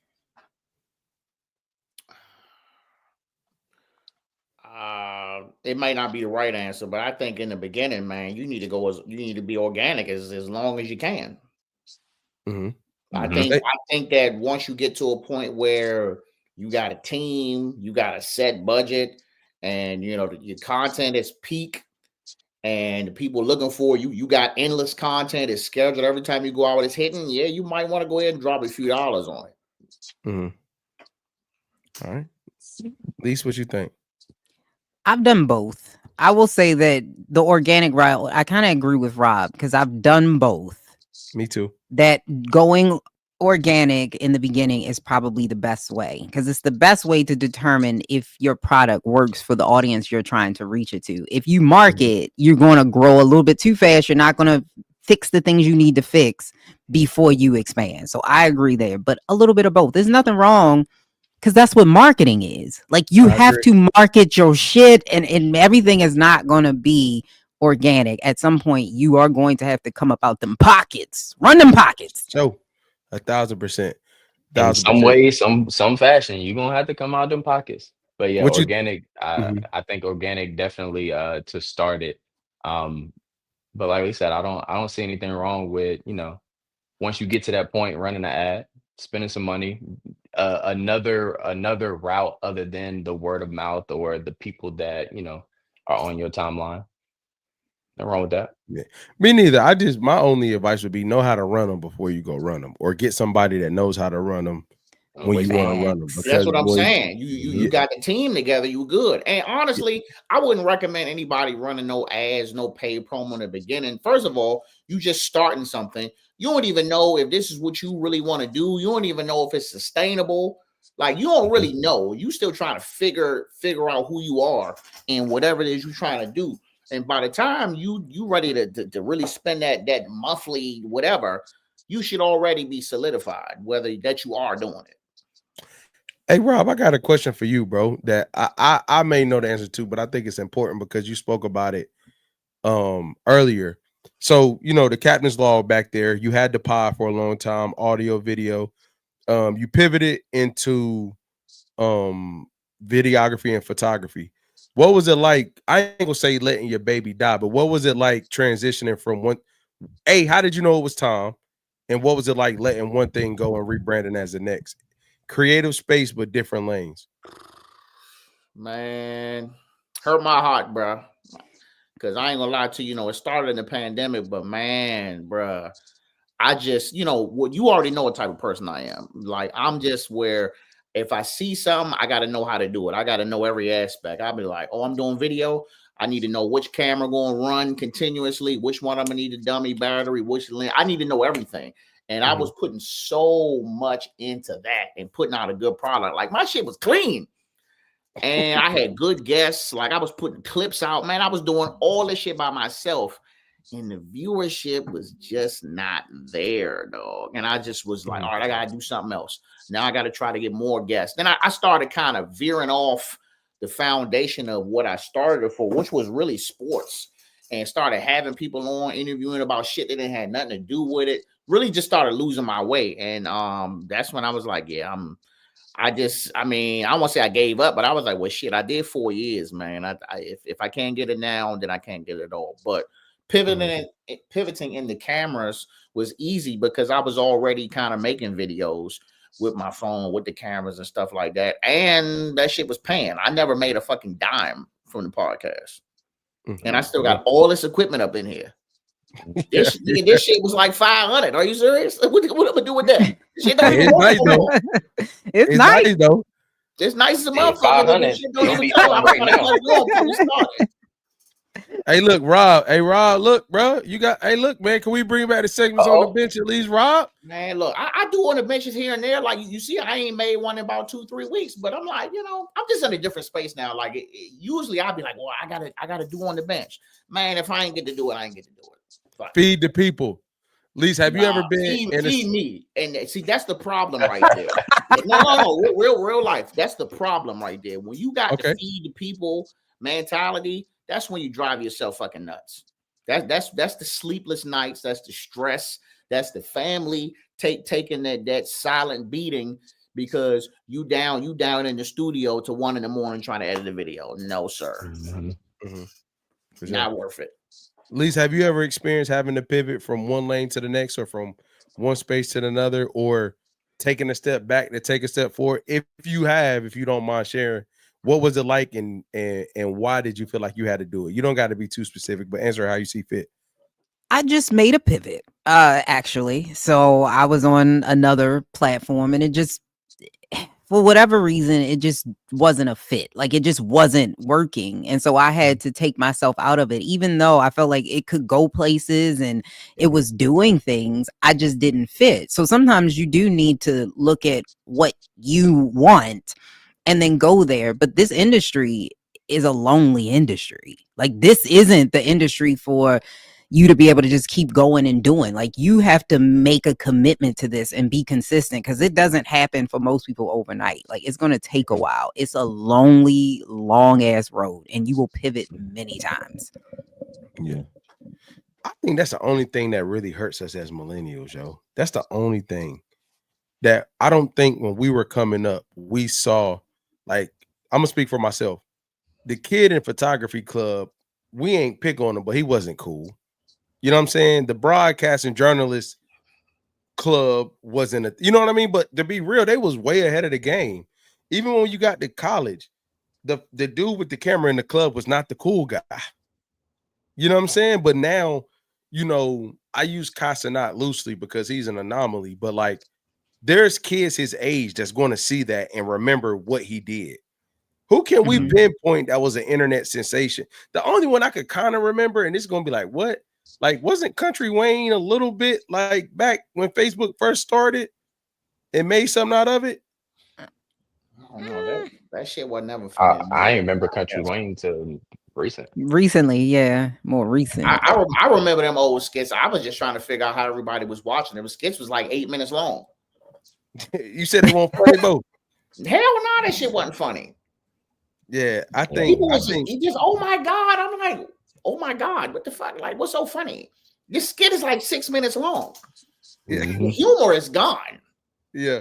But he was getting millions per video, bro. But we don't have that person, though, is the point I make. We don't have that person that, like, in our high school, in our college, who's a guy that was like, dang, they took off and whatever said thing. All of our people were already celebrities. Back then they talked about like the underground and all that different things where you wasn't really on Front Street like that. And now, you blow up. We don't get to see the journey. I'm going to say this. What about Joe? What about Joe Budden though? Because he was one of the pioneers especially in the black podcast space, where he started off as a rapper. He made the pivot. Because I'm like, his music was all right. You know what I mean? Like, we liked his music, but he's a much bigger podcaster than he was, I would say, ever a rapper. I wholeheartedly agree. I have a hard time giving famous people the credit when they were already famous. I was about to say, you think that's the reason that he's as big as he is, because he was a rapper? I mean, I think he has a good show. I think he does what he's supposed to do. I'm not going to take that away from him. But I look at it like this. When we were talking earlier, to your point, when you look at like the top, not the $1 million worth of game, Club Shay Shay, the what's the white dude name that's Joe Rogan? We all those like super, take those out for a second. All the like B, C levels are like past celebrities in some sense. You get what I'm saying? Like they were maybe a Division I basketball player up into the league, didn't get drafted, pivoted this way. That's even like Lou Young. Like people don't know that he was an NFL player first before he went and started doing all this. Now I'm not hating on it, but I'm saying that to say like they start with a little cushion of audience from somewhere else. You know what I mean? Like Casanat. I have no idea what that kid was before he was Casanat. Like there was no. He wasn't you know what I'm saying? Like we don't have that for him. Who's another person? I show speed. Kev on stage. Kev on stage, yeah. Yeah. I love Kev on stage. Might be prime example, bro. Because I love just a regular nigga out here. But you know the crazy part. See, now you're about to get me started. I know we had an hour and 30. Hey, look, I'm gonna tell you the crazy part though. If you really follow Kev on stage, you really will notice how long it took him, which is not a bad thing. And the sacrifices he had to make in order to get to there. Like if you ever really watch his story or ever listen to how he got to where he's going, he put in a lot of time. And and what I'll also say to that same point, Kev on stage is still working his ass off to this day to maintain what he's doing. And he brought other people up with him. Was it that chick Angel and her husband? Yeah. Too. Yeah. And now they doing their own thing. His wife too. 85 South Show, DC Young Fly. DC Young Fly was straight out the trench. We got to give it to him. Making skits too. Yeah, but I'm gonna be honest. DC Young Fly is probably one of the only social media comedians that actually turned funny. When he used to do all that screaming and yelling, that wasn't funny to me. I think he's gotten better as time has went on. That typically. But see, what I'm saying though, like somebody loved it, bro. Like that's what I'm saying. To somebody. They crying, falling out their seat for that shit. Yeah, maybe I'm biased because I've got to interview D-Lay a couple times, but I think D-Lay I like him a lot. I think he's funny. I think he is more than just a social media. He's actually a comedian. Whereas a lot of the social media people start on social media, and it's very hard to make that transition because a lot of people don't understand how hard it is to be a comedian. You know who did that too? You know, what's the guy, Mojo Brooks? He went from making skits and now he's doing comedy. You don't know what it is? Nah. Oh, really? Look him you up. Don't know who that is? He used to make skits, bro. And now he on that stage, blowing the hell up. He's like light skin, like a light skinned dude. Yeah. Oh, Mojo. Yeah. I know. Bro, he used to make skits. He used to use a damn Instagram filter, and he used to do the skit where one screen he was a girl. And one screen he was like an old pimp or something. That's all. What's his name? Mojo Brooks. Oh yeah, I didn't know his name, but I've seen him before. Yeah. But he got the skill of stand-up comedian now, so that's what bro. That's a hard being responsible for people laughing is a hard thing to do, bro.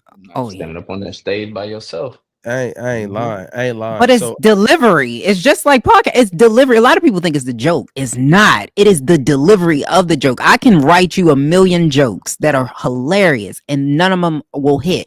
Whereas you give it to a comedian that understands that it's all about the delivery and the storytelling. And comedy comes from pain. A lot of people don't understand that either because everybody don't know what it feels like to be happy. Everybody knows what pain and disappointment feels like.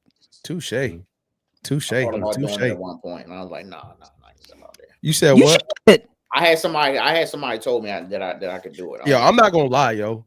Rob, I'm not gonna lie though, Rob. You are funny in real life though, dog. I'm not gonna. You know what I think it would be, bro? And hey, look, man, we got to sign a contract if you do this, okay?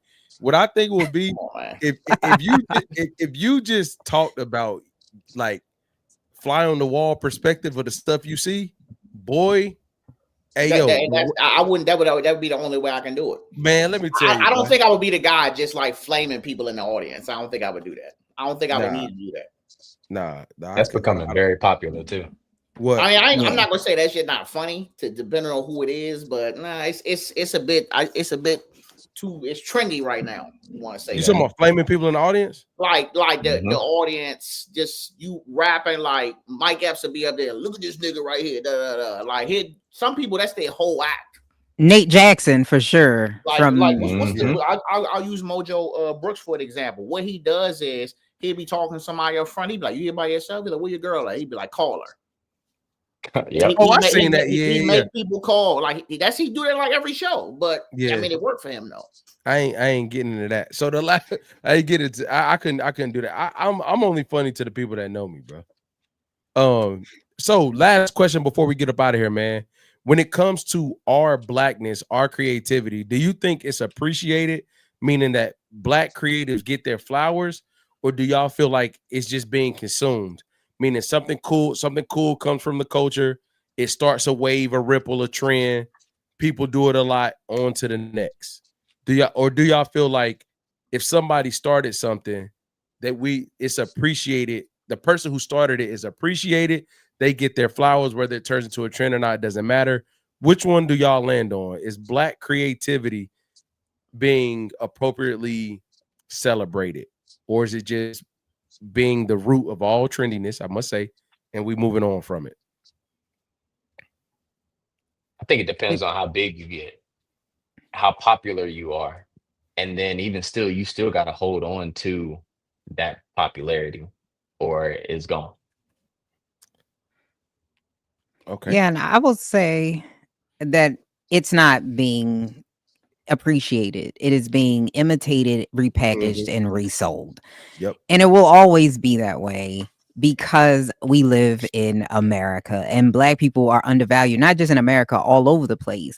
It's easier for white people to consume white people than it is for them to give credit to a black person that has the brilliance and the black excellence, because it makes them realize, especially if they're a racist white person, what they really are. So no, it's not being appreciated. But that's why, like, shout out to people like Roland Martin, who does, and he puts on black people and he does it for black culture. So, and he was my boss at some point. So shout out to him for all the things that he does in celebrating black people. That's what's up. Rob, what you got, bro? I think it's appreciated to a certain extent, but I still think that the other races out here stealing our shit every day. It's very common. I go online and I see some white dude fucking lip singing the Young Dolph, or like, what was the one guy? It was an Asian dude that he was from like, and you know, nothing against him, but he was like dude from like he was from like Asia somewhere. And he came here and he took like a beat your feet class.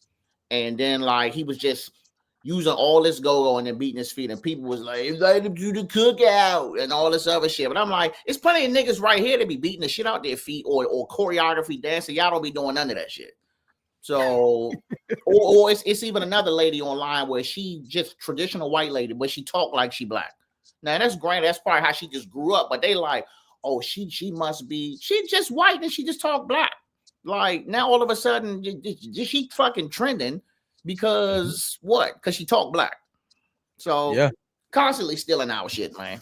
I think, and I'm gonna keep it very, very simplistic. I think this is gonna be bad, but it's the truth. I think it's just being consumed, and I'm gonna tell you why. Y'all know that girl that's doing like that, take me through there. Y'all know her, right? That's going crazy on TikTok, right? She's on like a HBCU homecoming tour. Mm-hmm. By this time next year, we will not remember her name. And the point I'm making is TikTok has done a hell of a job of like glorifying one-hit wonders and just finding the next person. That's why I don't feel like it's appreciated. Like she's not going to get recognition for the moment she created right now. It's not going to be referenced anywhere. It's just going to be the next, because that song, even though I ain't listened to the whole thing, but that song is actually dope. You know what I mean? How you gonna not listen to the whole thing and say it's dope at the same time? Like, it's a little party joint. So, you know what I'm saying? Like, I think it's because I'm gonna be honest, it's hard for me to consume new music. Out of all the things, media, it is super hard. I see that Nip too. That's what I'm like I'm a Nipsey guy. Like I'm it's hard for me to consume new music. However, when I saw her perform and I saw the college students' reaction, I put it to you like this. My first homecoming concert at A&T was Drake, J. Cole, Jeezy, T.I., Keisha Cole. Oh, like, shit. Yeah, like it's hard to like. It sound crazy. That hey, bro. When and this is like, you know, in 09 when Drake, that was when Drake first, he was still on the he was grassroots with it then. Cole, all them was grassroots because Jeezy actually was the headliner. So J. Cole, you know what I'm saying? So J. Cole, Drake, none of that, they was the openers. You know what I'm saying? But I said that to say, like, they had those people being my college experience and they still create music now, it's easier to appreciate them because you see the longevity. But this trendy, make a song real quick, get signed for 50,000, we own your masters, go sell it, is why I think you'll never get appreciated, man. We sell out too quick sometimes because those people not always talented, bro. I agree. It's a lot of TikTok wonders. I had that one little hit. You ain't seen them there. Ain't all black people either. No, and I think it's a music industry in general. You'll have to bring us back to talk about that in general. Like the music industry has completely changed. There's no A&R at all. So like they're just throwing these artists out there and bringing it back forward. Call back from the beginning. Same thing with podcasting. Music is the same way. There's no barrier to entry. So I can go in a studio or in my house, make a song, put it on TikTok, it start trending. I sell it. There's nobody to say, oh, this is trash. Like, we can only make this one song. You're not even speaking words. You did blah, fa. And it's like, ooh, that's good. I like that. No words at all. But it's viral. And you're going to sell a ton of little strings. You're going to make like 5 cents because they don't pay nobody. But that's what's wrong with the music industry. Like, in general, like, we need to talk about that. And female rap makes me sad because it's like they don't have any longevity. It's like they're great. And then they just cycle through them. For sure. All right, before we get up out of here, I know I said get y'all out, but I forgot we got one bro code. B-Dot gonna hit us with this, get it this bro code, and then we can get up out of here.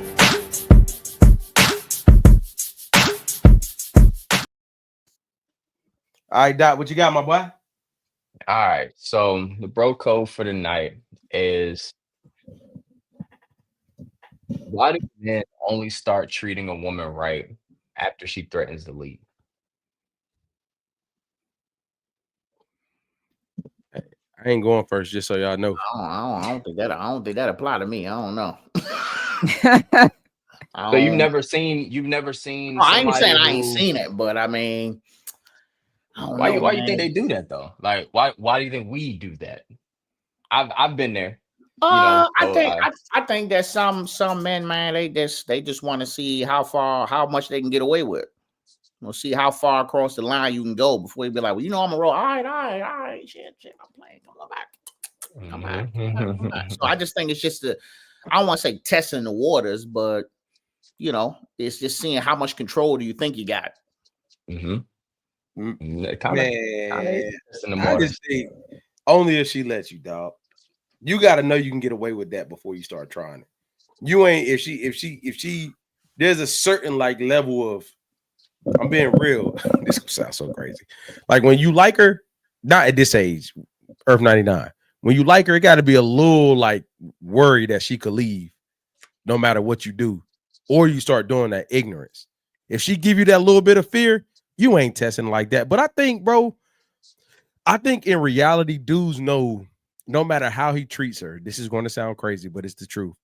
Dudes know who they want to be with, but they have a hard time deciding being in the streets or doing the right thing. And they're praying that she's willing to put up with it but when she give that ultimatum like that, your stomach start hurting, man.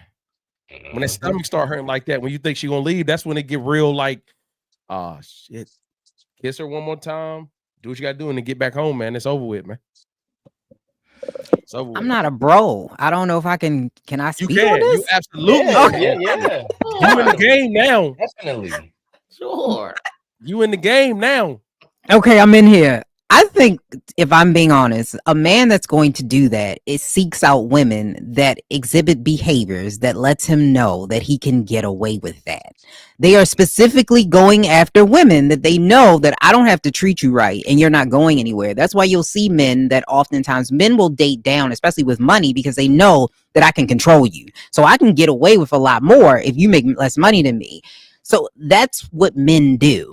So they do that because like Rob is saying, I'm testing the waters to see how much I can get away with. But if I'm being honest, I think they already know that going into it. All men not going to do that. But the ones that do, they know that they can get away with. And they are looking at your behaviors and what just the first interactions you have with people lets them know, I can test your boundaries. Like I know I was late and you stayed. I didn't pay and you were okay with that. I disrespected you on the call and you just sat there and smiled at me. I'm already testing you before we even get to the bedroom, before we even start dating. I know I can get over on you. And I picked you specifically for that. So that's what I think. You don't, but can he like you and do those things? Can a woman not have the things that you said? I like you. I'm just not mature enough to move that way yet. I'm asking an honest question. Can I be very controversial? I think a lot of men don't actually like women very much. I'm not saying they're not attracted to women. I don't think they actually like women. They actually prefer to be around other men more than they do women. And that is why a lot of men treat women that way, because they don't like women. And it all comes from, I think, misogyny and the way that they were brought up. There are some men that are great people, but a lot of y'all be fucked up. Okay, so can you explain to me in that scenario? I'm not going to use very intentional words. How can that be the case and they like women? You can be attracted to something sexually, right? Like I can want to fuck you and not like you. Like I've seen dudes that I was like, oh, he's attractive as shit, but I don't want to fuck him. You know what I mean? I don't want to date him. Like, I want to fuck you and I want you to get on. Like, I don't like your personality. I think you're an idiot. Like, you dumb as shit. But you probably got a big dick. Like, I know that in my mind, but I don't want to date you. I'm not bringing you home to my mother. You can fuck the shit out of me, but you're not meeting my family because I know you ain't about shit. And I think that that's the same thing with men. Like, they can look at a woman and go, oh, I like that frame. I like the way she looks. I think she dumb as shit, and I know I can get over on her. I don't like her. I don't like women because they make me know that I have insecurities and I don't want that. Because women are going to hold you accountable. That's just me. I'm not saying men are gay. I'm just saying they don't like women. They prefer to be around other men. That's all I'm saying. I get what you're saying. I don't see it that I get what you're saying. I just maybe because it's not my experience, I can't relate to it. So I can't. Maybe in my 20s. I would agree with you when I was in my 20s. Because I mean, say more, Rob. No funny. Huh? I said say more. No funny. Well, like, I would say, you know what I'm saying, in my 20s, that's when I was in the streets. You know what I'm saying? That's when I was partying. And when I was done partying, you know, I'll pull up on my lady, we'd chill, and then, you know, it'd be Friday, like, hey, I'm going out. You know what I'm saying? I'm going out. Once I stopped going out, I, you know, wanted to be around her more. But initially, I mean, we just dating. You know what I'm saying? So it's just like, all right, well, I'm gonna holler at you, you know, hit you up later. I'm about to meet up with the fellas. You know, I mean, if I'm trying to chill and unwind, I'm with the homies because we young. We just going out to get drunk and all shit like that. But now at this age of, you know, 40, like me and my wife going everywhere together. Like I'm gonna push back because a lot of men want caretakers too. That's why men settle down. Women in marriage are less happy than men. So in the beginning, women are happier. This is psychology. I have like a ton of unnecessary money degrees. Men are unhappy in the beginning. Can you hear me? I got you. Can you hear me? Okay. Men are unhappy in the beginning. Women are unhappy towards the end. Men settle down because they want somebody to take care of them. A lot of the women take this invisible burden away from men.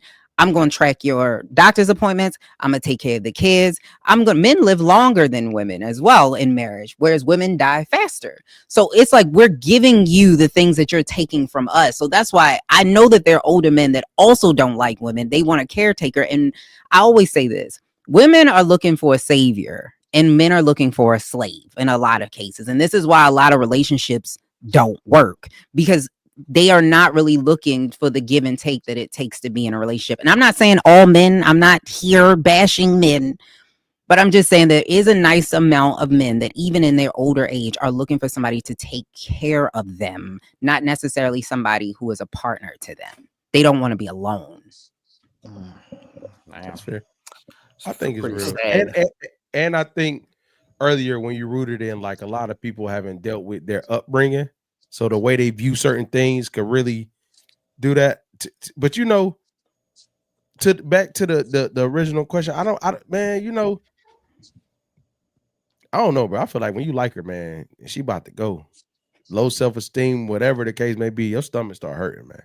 That's my point. You switch up real quick. I think there's a level of immaturity when you're trying to play both sides. You're trying to, have your foot, as you said, Sneak, have your foot in the streets and keep your woman right here. At least I do agree with, or maybe it was Rob, you said trying to have your cake and eat it too, basically. Little piece. Kind of, you know what I'm saying? I want to be over here, but I want to be over here.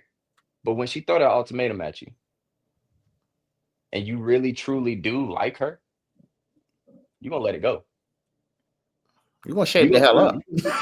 Yeah. You're gonna shape up. Trust me. You're gonna be like, oh shit, she's serious. Yeah, hell yeah. Let me tell you, anybody want to sit here and say, nah, you the fucking liar, nigga. Yeah. Some of it's possessive though. Do you really want her or do you not want other people to have her? So I think I ain't gonna lie. I can't speak on. But I have seen that. I ain't gonna lie. I'm not like that, but I have seen that more than I've seen the other thing. Like I have seen a dude want to keep her in the pocket because I do not want you to be doing what I'm doing. Like I've seen that a lot. I've seen that again, and this is the thing I'm gonna say, and I'm gonna stop saying after this. For guys, there's certain ego blows that just hurt, and I think the younger you are, the less you understand, like the impact of your actions, right? Like I'm out here, I'm doing this, but like when I was younger, I'm not thinking of that. I'm leaving her at home by herself to go do whatever and have fun and not worried about her being in the house dolo. So I agree. I just, man, that's a tough slope, man. Just don't get to that point. Hey, my advice is don't get to the point where she about to leave. And then you ain't got to worry about it, dog. Just treat her right from the beginning, bro. Take out right facts. Yeah. Get it to dinner. Yeah, for sure. Any other problem solved? See, here you go. You about to start a whole thing. Like, come on, dog. Hey, Rob, the walking it. You don't want to eat? Hey, if she say no, y'all relationship over, bro. You done. I ain't even hungry. Oh shit. I done gone too far. Yeah. Hey, 4 o'clock in the morning, waking her up. Do you want some food, man? I go to Waffle House. It's 4. I mean, I can make the breakfast now. I mean, shit. Right now. I'm telling you, dog. That's crazy. That's crazy. Funny. For sure. You better make her favorite dish, nigga. hey, them scrambled eggs with that 5-minute grits, boy. Let's salt. Hey, y'all, man. Appreciate everybody tapping in, man. Thank you for tuning in to episode 5 of the Last Name Loyalty Marathon. At the end of the day, I'm your boy K. Mims, my bro B. Man, Jay, who didn't get to stay with us. Special guests Rob and Lise tapping in with us tonight. Appreciate y'all for coming through, man. Make sure y'all follow them on all socials. Make sure you follow them. They'll be in the description, so make sure you tap in with them. Hey, man, it's your boy K. Mims. It's MVW, the only spot you get authenticity and entertainment at the same time. We are out. You are now tuned in to the realest